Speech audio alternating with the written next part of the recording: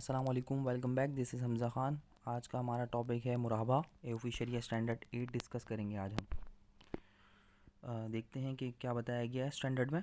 The customer's expression of wish to acquire an item thought the institution may purchase the item only in response to its customers' wish and application as long as this practice is compatible with the Sharia perspective for the contract of sale। अच्छा, यहाँ ये बताया जा रहा है client का इदारे के ज़रिए किसी चीज़ को हासिल करने की ख्वाहिश का इजहार, इदारा सिर्फ अपने ग्राहक की ख्वाहिश और दरख्वास्त पर ही आइटम ख़रीदेगा। मतलब क्लाइंट ने कहा है बैंक में आके कि मुझे फ़लाँ चीज़ ख़रीदनी है, तो ही बैंक उसके लिए वो चीज़ ख़रीदेगा, अलबत्ता नहीं ख़रीदेगा। It is permissible for the customer to request the institution to purchase the item from a particular source of supply. However, the institution is entitled to decline to carry out the transaction if the customer refuses offer from other source of supply that are more suitable for the institution। अच्छा, customer ये कह सकता है कि मेरे लिए ये जो आप सामान ख़रीद रहे हैं ये इस सप्लायर से ख़रीदें या उस सप्लायर से ख़रीदें। अगर बैंक को सही लगता है तो बैंक उस सप्लायर से चीज़ ख़रीद के कस्टमर को सेल कर देगा। अगर उसको नहीं लगता कि इस सप्लायर से हम महंगा पड़ रहा है तो वो नहीं ख़रीदेगा। सपोज़ कर लेते हैं कि एक सप्लायर एक चीज़ दे रहा है 1 लाख रुपए की और एक सप्लायर एक चीज़ दे रहा है 90,000 रुपये की। तो बैंक ऑब्वियस सी बात है कि 90,000 रुपये जो सप्लायर दे रहा है वहाँ से चीज़ ख़रीद के फ़रोख्त करेगा। लेकिन अगर क्लाइंट ज़िद करे कि नहीं भाई मुझे उसी सप्लायर से लेना जो 1 लाख रुपये की दे रहा है, तो बैंक उसके साथ कॉन्ट्रैक्ट नहीं करेगा। The customer wish to acquire the item does not constitute a promise or commitment except when it has been expressed in due form. It is permissible to prepare a single set of documentations to be signed by the customer and include both the customer's stated wish that the institution should buy the item from the supplier and a promise to buy the item from the institution. It is permissible for the customer to prepare such। अच्छा, client जो है product हासिल करने की ख्वाहिश कोई अहद नहीं होती, मतलब कोई वादा नहीं बनती वो, सिवाय उस वक्त जब इसका इजहार मुनासिब शक्ल में हो। ये भी जायज़ है कि ग्राहक मतलब क्लाइंट की तरफ से दस्तखत करने के लिए दस्तावेज़ तैयार किए जाएँ और क्लाइंट की ख्वाहिश के मुताबिक बैंक किसी इदारे से चीज़ ख़रीदे और कस्टमर वादा करे कि वो इसे ख़रीद लेगा। The original principle is that all documents and contract concerned with the execution of the sale of the item must be in the name of the institution and not in that of the customer unless the latter acts and the institution agent in acquiring the item। अच्छा, यहाँ ये बताया जा रहा है कि documentation वगैरह जो हैं बैंक के नाम पे बने तो ज़्यादा बेहतर है।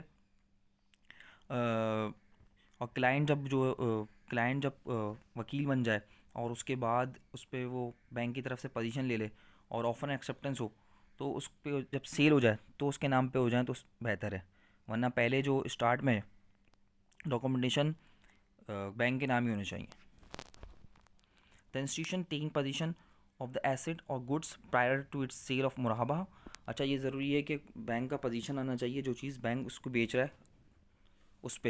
It is obligatory that the institution actual or constructive position of the item be ascertain before its sale to the customer on the basis of मुराहबा।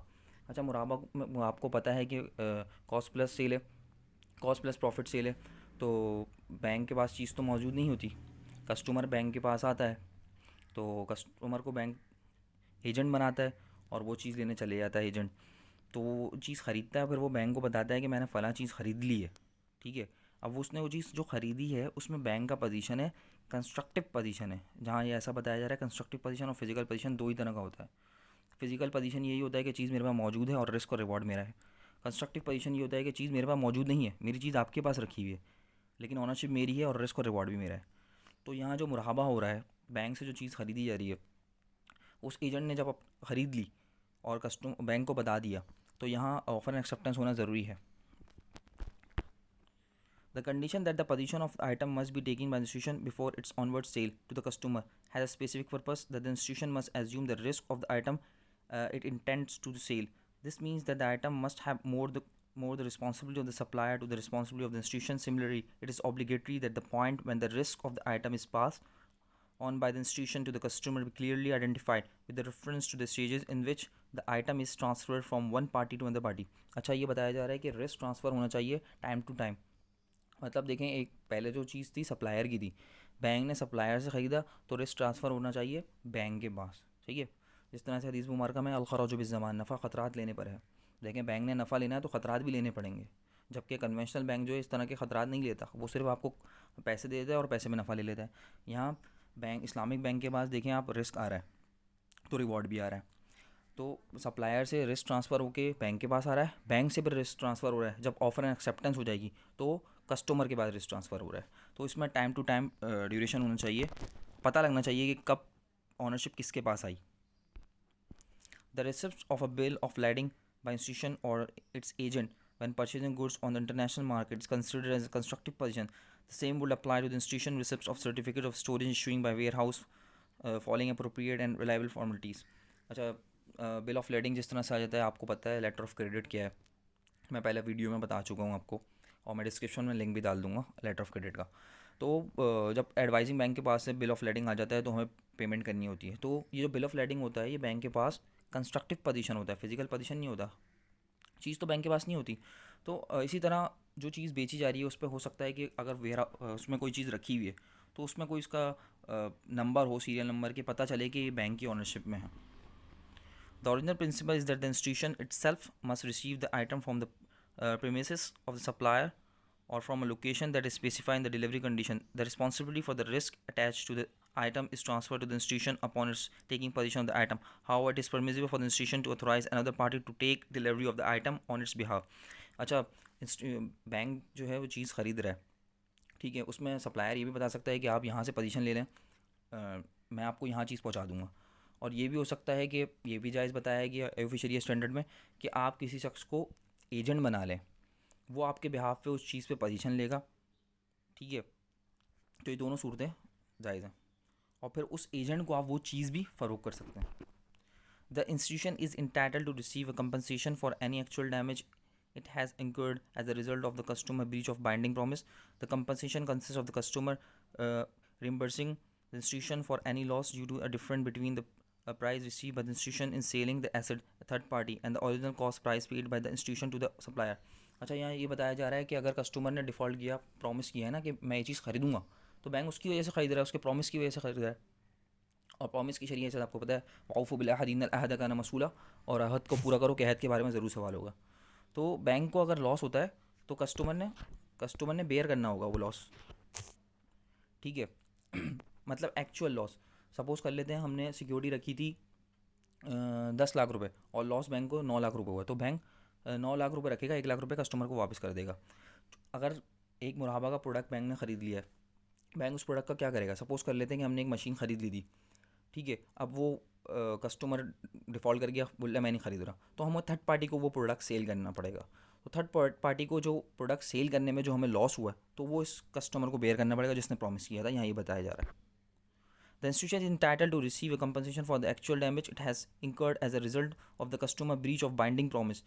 The compensation consists of a customer reimbursing the institution for any loss due to difference between the price received from the institution in the selling the asset and the third party. Same वही clause है, दोबारा लिख दिया गया है। When the institution has purchased an asset for a deferred price with the intention that it will be sold on a murahaba basis, then the institution is obligated to disclose its customer that the asset is purchased by the institution on deferred payment basis. अच्छा, यहाँ ये बताया जा रहा है कि अगर bank जो है डेफर्ड पेमेंट पे, मतलब बेमुअज्जल पे कोई चीज़ ख़रीदता है, मशीन ख़रीदता है और आगे सेल करता है, तो कस्टमर को बताया एटलीस्ट कि मैंने ये चीज़ डेफर्ड पेमेंट पे ख़रीदी। The institution has the obligation to disclose to the customer when concluding the contract of sale the detail of any expenses that it would be including determine the cost. अच्छा, customer को पाबंद है bank कि ये customer को हर तरह के expenses जो हैं क्लियर कर दे कि भाई मेरा ये एक्सपेंस हुआ इस चीज़ को लाने में। ये नहीं कि कॉन्ट्रैक्ट के बाद, सेल के कॉन्ट्रैक्ट के बाद बता रहा है कि यार ट्रांसपोर्टेशन एक्सपेंस तो मैंने इसमें लगाया नहीं था, तो इस तरह से नहीं होना चाहिए। The original principle is that the institution itself purchase the item directly from the supplier. अच्छा, ये बेहतर है कि बैंक जो है वो चीज़ खुद ख़रीदे जाके। However it is permissible for the institution to carry out the purchase by authorize an agent. जो ये भी परमिजिबल है, इसकी भी इजाज़त है कि आप उस चीज़ को ख़रीदने के लिए एक एजेंट बना लो, या जिस शख्स को फाइनेंसिंग चाहिए उसको भी एजेंट बना सकते हो। Other than the purchase order to execute the purchase and the customer, the purchase order should not be appointed to act as an agent except in case of desire need. Furthermore, the agent must not sell the item to himself. Rather than the institution must first acquire title of the item and the sale it to the agent. In such a case, the provision of the item. ये same वही चीज़ बताई जा रही है कि customer आया आपको financing चाहिए थी उसको, आपने उसको एजेंट बना लिया। अब ये नहीं कि उसने वो चीज़ जाके ख़रीद ली और ऑफर एंड एक्सेप्टेंस भी नहीं हुई, सेल भी नहीं हुई और वो चीज़ का मालिक भी बन गया।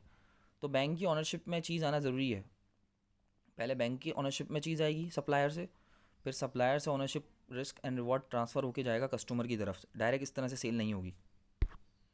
In case when the customer is authorized to purchase the item as the institution agent, it is obligated to adopt procedure which will ensure that the certain condition are observed.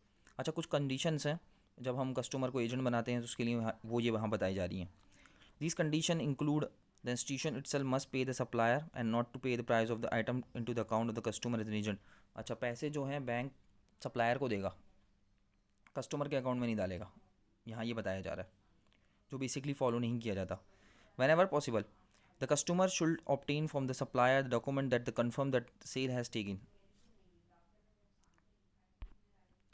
It is obligated to separate the two liabilities of risk attaching to the purchase item, namely the liability of the institution and the liability of the customer as an agent of the institution. This is achieved having internal interval in time to time.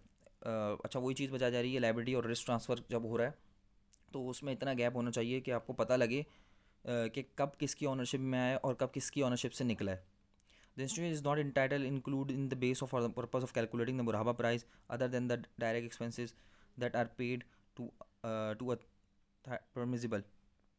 For example, for the institution to add to the cost of the item, payment made its own staff for their work and the like.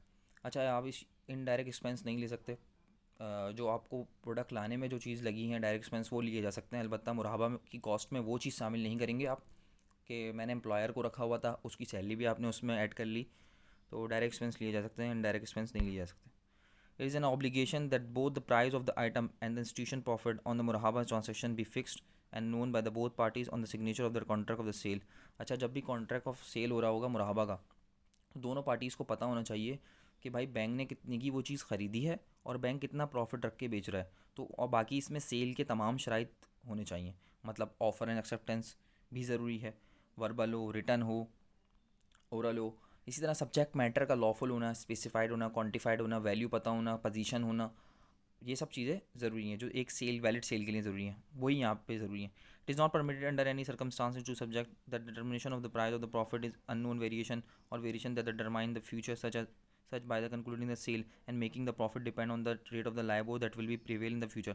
अच्छा, मुराहबा इस तरह से नहीं हो सकता कि भाई मैं एक चीज़ ख़रीद लूँ, कॉन्ट्रैक्ट हो गया, सेल भी हो गई, मैं बोलूँ नहीं अब ये जो है अगर काइबोर बढ़ जाएगा अगले महीने तो इसके रेट ये हो जाएंगे, तो ये इस तरह का गरर नहीं होना चाहिए। तो ये गरर एंड कॉन्ट्रैक्ट हुआ, तो गरर की तो इजाज़त नहीं है इस तरह के contract. There is no objection to referring to any other known indicates during the promise stage as comfort indicator to determine the rate of profit. अच्छा, रेट ऑफ प्रॉफिट आप क्लियर बता देंगे जब वो प्रॉमिस कर रहा होगा कि भाई इतने की चीज़ है, इतने की मैं आपको बेचूंगा। इस तरह से नहीं होना चाहिए कि इन फ्यूचर डेट ये रेट हो जाएंगे या इस तरह के रेट हो जाएंगे। It is permissible to agree on the payment of the price of the item under murabaha either by short or long term instalments. Instalment भी हो सकती है मुराहबा की, शॉर्ट टर्म्स और लॉन्ग टर्म पे। And the selling price of the asset become a डेप्ट that the customer is obligate to पे at the time agreed upon. अच्छा, जो इनके दरमियान एग्री हुआ होगा कि 5 साल 3 साल में पेमेंट कर दूंगा, तो वो इस तरह से इंस्टॉलमेंट पे कर सकता है। It is not permitted to subsequently to demand on extra payment either in the consideration of extra time. अच्छा, ये नहीं हो सकता कि अगर एक्स्ट्रा टाइम ले लिया उसने या वो लेट हो गया पेमेंट करने में, आप उस पर एक्स्ट्रा चार्जेस कर दो और वो बैंक की इक्विटी बन जाए, ऐसा नहीं हो सकता क्योंकि ये सेल का कॉन्ट्रैक्ट है, यहाँ जो प्राइस फिक्स कर दिए गए हैं वही होंगे। The institution should ask the customer to provide permissible security the contract of murabaha. अच्छा, सिक्योरिटी मांग सकते हैं मुराहबा में। Among other things the institution may receive a third party guarantee भी ले सकते हैं और मॉर्गेज भी ले सकता है। मॉर्गेज जो मूवेबल चीज़ों पे होता है, इसी तरह प्लज भी होता है, हाइपोथिकेशन भी होता है। इन्वेस्टमेंट अकाउंट को भी हम एज अ सिक्योरिटी रख सकते हैं, बैंक के पास वो रखा रहेगा। The subject matter of the murabaha contract fiduciary mortgage. It is not permissible to stipulate that the ownership of the item will not be transferred to the customer until the full payment of the selling price. अच्छा, आप ये नहीं कह सकते कि भाई जब तक आप फुल पेमेंट नहीं दे दोगे हम आपके पास ऑनरशिप नहीं देंगे, क्योंकि सेल का यही है कि जब इजाब कबूल हो गया तो सेल हो गई, तो वो चीज़ उसकी हो गई है। However it is permissible to postpone the registration of the asset in the customer's name as a guarantee of the full payment of the selling price. अच्छा, ये कह सकते हैं कि जब तक तुम फुल पेमेंट नहीं दोगे हम ये जो है तुम्हारे नाम पे नहीं करेंगे और रजिस्टर नहीं करने देंगे एसेट तुम्हारे नाम पे। The institution may receive authority from the customer to sell the asset in case of the customer delay payment of the selling price. Customer अगर डिले कर देगा पेमेंट करने में तो बैंक जो है उस प्रोडक्ट को सेल कर सकता है कहीं और। बैंक को ये अथॉरिटी है। It is permitted that the contract of murabaha consist of an undertaking from the customer to pay an amount of money in percentage debt on the basis of undertaking to donate it in the event of delay on his part paying installment on their due date. The Sharia Supervisory Board of the institution must have full knowledge that any such amount is indeed spent on charitable cause and not for the benefit of the institution itself. अच्छा, अगर वो instalment पे करने में late कर देता है जैसा मैंने आपको बताया तो बैंक उससे एक्स्ट्रा चार्जेस नहीं ले सकता, अलबत्ता चैरिटी ले सकता है। अब चैरिटी जो है वो सुपरवाइजरी बोर्ड SSB शरिया सुपरवाइजरी बोर्ड जो है वो देखेगा कि भाई ये वाकई चैरिटी के कामों में यूज़ हुई है मनी या बैंक ने अपनी इक्विटी बना ली। तो ये बैंक अपनी इक्विटी नहीं बना सकता, इसको अलबत्ता दूसरे चैरिटेबल कामों में यूज़ किया जाता है। If the customer wishes to pay in a currency different from murabaha currency, अगर वो डिफरेंट करेंसी में पे करना चाह रहा है तो ये भी परमिसिबल है। It is permissible for the institution in the case of binding promise by the customer to take some money of as हामिश जदिया। अच्छा, जहाँ बाइंडिंग प्रॉमिस है वहाँ पे बैंक जो है हामिश जदिया लिया सकता है। हामिश जदिया एक सिक्योरिटी डिपॉजिट है, उसमें हकीकी नुकसान की तलाफ़ी की जा सकती है। मतलब ये है कि जितना नुकसान बैंक को होगा अगर कस्टमर डिफ़ॉल्ट करेगा इन केस तो सिर्फ वही लिया जा सकता है और बाकी हामिश जदिया वापस दे दिया जाएगा। This is to be paid by the customer at the request of the institution both as an indication of the financial capacity of the customer and to ensure that the compensation of damage to institution arising from a breach of by the customers binding promise. Having taking this हामिश जदिया the institution need not to demand compensation for damage as this be charged against the hamish jadiya. The hamish jadiya is not considered as an arbun. hamish jadiya को हम arbun earnest money consider नहीं कर सकते। The amount of money deposit, अच्छा अर्बून ये अर्बून और Hamish Jadia में फ़र्क ये है कि अर्बून जो है अगर बाइंडिंग कॉन्ट्रैक्ट होगा तो अर्बून बैंक का हो जाता है, इसमें से कोई एक्चुअल नुकसान नहीं देखा जाता, पूरा वो सिक्योरिटी जो है पूरी बैंक की हो जाती है। जबकि हामिश जदिया में जो होता है अगर बाइंडिंग होगा तो वो हकीकी नुकसान सिर्फ बैंक लेता है।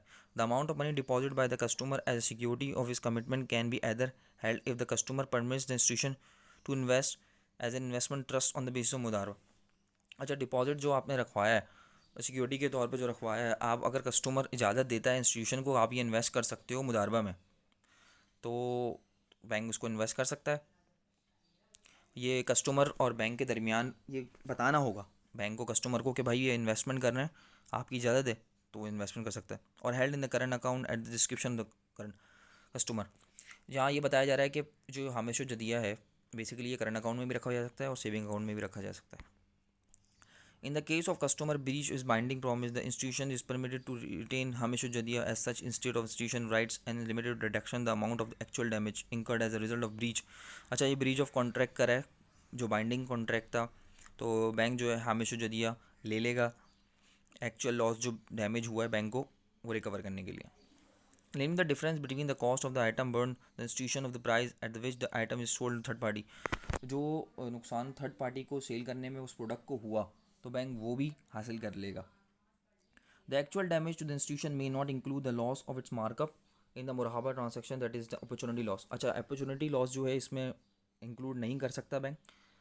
जिस तरह से वो कहे कि भाई मेरा ये जो आज का कायबोर रेट ये हो गया है उस वक्त ये था, तो मार्कअप जो है कैलकुलेट नहीं किया जाएगा। अलबत्ता जो थर्ड पार्टी को सेल करने में जो लॉस हुआ है बैंक का वो कंपनसेट किया जाएगा हामिश जदिया से।